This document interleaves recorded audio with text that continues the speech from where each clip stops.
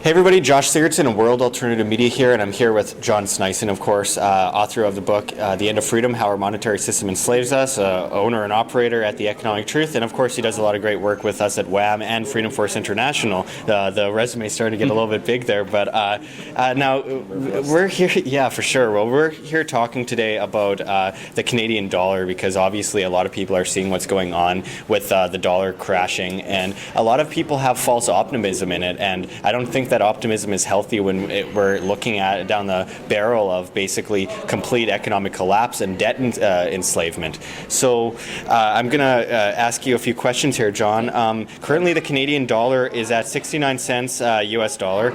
Experts are saying it will hit 59 cents. Some say 46 cents. Who's to say it will stop falling? I mean, you say it will hit half a cent. Why is that? Well, for sure we'll hit half a cent because of the commodities that the Canadian dollar is tied to, like oil, like uranium. All these commodities are dropping right now. If you go and look at 2008 and the commodity prices at that time, what you'll see is that it collapsed when the stock market collapses. The stock market hasn't really collapsed now, so it's a little bit different. They're manipulating the stock market while they're actually letting commodities go down. The Canadian dollar is very important because we're a commodity country, so it will automatically follow suit with commodity prices. We see this in Brazil, the real there. We see the ruble in Russia. The Norwegian krona is, for the first time in history, more expensive than less money than the Swedish krona. And this is just like an obvious thing that's happening when commodities are down, and one of your main exports is commodities. Of course, your currency will go down, but then on top of that, Polotz, our central banker, is also printing money through quantitative easing, which is trying to hold the stock market up and afloat, and also having our real estate market, which is a huge part of the GDP in Canada. Yeah.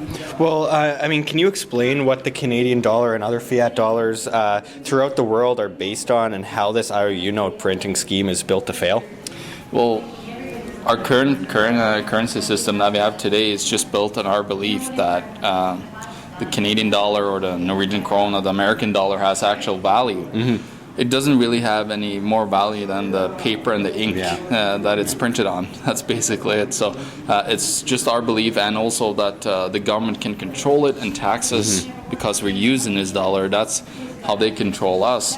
And inevitably it will fail, because it just lives on the trust and faith of that we are believing that it has value. So I seen this in like China. The first one was in 1024 when China printed their first currency. I've been talking about this, where it was a massive economic boom with massive amounts of debt, which we're looking at now, and then it ended up with people seeing that inflation, and they got less and less money for their currency, and then they stopped using it. That's basically what will happen, and it's inevitable. It will happen. Like anybody that says, and even Obama that says that US is the greatest empire in the world, he is like in his kind of last days of the Roman Empire kind of talk, where he desperately tries to portray the United States as a fantastic empire that has control and that has a strong currency. Currency looks very strong right now because everybody's flown into it because it's the world reserve currency. So it kind of looks fake that the US dollar is so strong right now, because it definitely isn't. But that's what happens before a big crash. Yeah, well, it's hard to have any, have any credit when you're calling it an empire anyway. I mean, the fact that people have any, they have any faith in the U.S. dollar after all these years, after it's basically at its bare minimum. We're looking at 99 cent or 99% completely devalued, even more so, and we're looking at negative interest rates coming soon. And Canada, considering the fact that the U.S. dollar is so bad, and the fact that the Canadian dollar is so much worse, shouldn't that be setting off huge red flags to Canadians? It's massive red flags. Actually, you talked about this before with negative. Let's just talk about negative interest rates. You said that that's just a tax instead of because now they can tax with inflation, because deflation is good for us actually. If you don't have massive amounts of debt, of course. But it's actually good for us. But then they need to tax us, so they go to negative interest rates. So our savings are getting it's a tax almost, you can call it, that the banks and the central banks are imposing on us because they're desperate of forcing us out to spend our money. Problem is, though, we don't have so little distrust that most of that money just goes into your mattress instead of being in the banking system. Of course. So they're just shooting themselves in the leg right now. They're very desperate to keep it afloat, but people are starting to wake up to what we've been talking about for a long time. And the longer that you try and keep it afloat, when obviously the currency doesn't work, I mean, the longer you're putting it off, and the worse it's going to be when it does fall. So we need to basically allow it to collapse before we can start from scratch. And I was wondering, we've had J. Edward Griffin recently told us that he believes this crash is coming in the next 2 years. Jeff Berwick said that 2016 is going to be a bloodbath, and he says, I kind of predict it for the next 2 years as well. And most experts are saying that it's going to happen in the next 2 years. When do you think we're going to be seeing the Canadian dollar hitting half a cent? Very soon, I believe. Like Iran is very soon putting oil out on the free market, and they could sell it for almost $1 a barrel. They could produce it for, so they're gonna just slash. And Iran is also one of the biggest oil producers in the world. Where we haven't seen them, but they're actually a massive oil producer. Yeah. It's almost similar to Saudi Arabia when it comes to the oil production that they have annually. So think about that. That's going to continue to force down the price of commodity, the oil, which Canada is very hugely dependent on, and that's just going to keep on pushing down pressure on the dollar. And then you have guys like Pollitt saying, "Oh, we have to print more money." He said basically that he's willing to destroy the Canadian dollar so exporters can actually gain value by having a cheap dollar, so they could get orders in from others. Well, go and look at Japan. They've been doing exactly the same for the last 5-10 years now.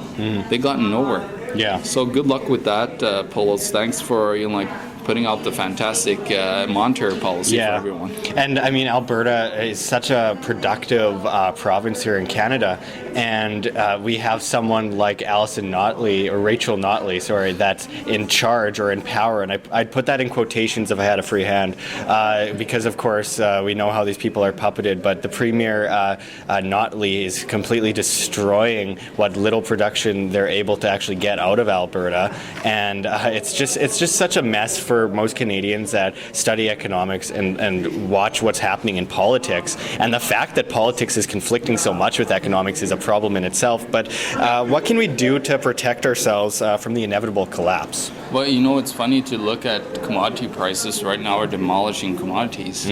I say actually commodities are going to be our savior in the end, because our clothing, our food, our water, our monetary metals like gold and silver, they actually have some value into them. I say actually commodities is basically the only thing that really has value to it.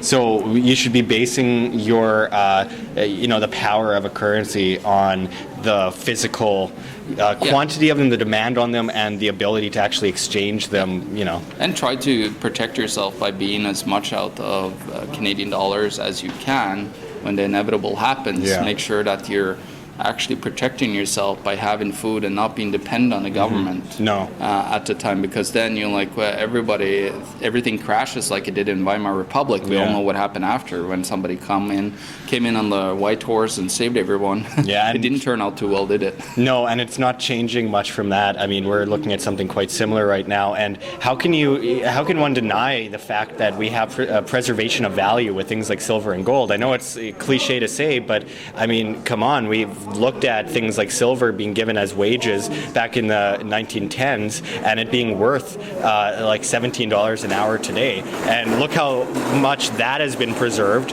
and look how the dollar has been continuously devalued since its creation, and especially since 1971 when it became strictly paper. I think this is a big lesson for us to all learn here in Canada and the United States, etc., that we need to get away from these manhandled currencies created by man and printed by man, and the demand having everything to do with how much is printed out of thin air. We need to be going back to things that have physical value and preservation of value, where you could spend it 1,000 years ago and get the same value out of it, or close to the same value out of it that we do today. So thank you, John, for going over this. This is a very important issue because this does actually affect all of us. I know economics can be boring, people. I understand that. But there's nothing more important to our freedom and to our ability to live freely than the monetary system and how it actually understand it. Yeah, how it affects us. So please, I beg you people, I was so bored of economics when I first looked into it, but because I looked into it, I found out so much of how it affects me personally, how it affects you personally, and it's important that we have an understanding of it, because if we don't have an understanding of it, we're taken advantage of. People are easily able to take advantage of us when we don't know about what the thing that they're using against us. So let's try and save ourselves from complete debt enslavement and try and get out of this. And educate yourself. Yeah, exactly. Get out of this horrible, horrible system that it's been tried over and over again for centuries and it's never worked. Hundreds of times, and they always fail. Yeah. It's a certainty. Yeah. Yeah. It's like people that don't believe that it's gonna fail. I just laugh at it. It's pretty funny. Let's learn from history, folks. Yeah, for sure. Well, thank you very much, John, and we'll see you soon. This is Josh Sigurdson signing out from World Alternative Media. Find the truth. Be the change.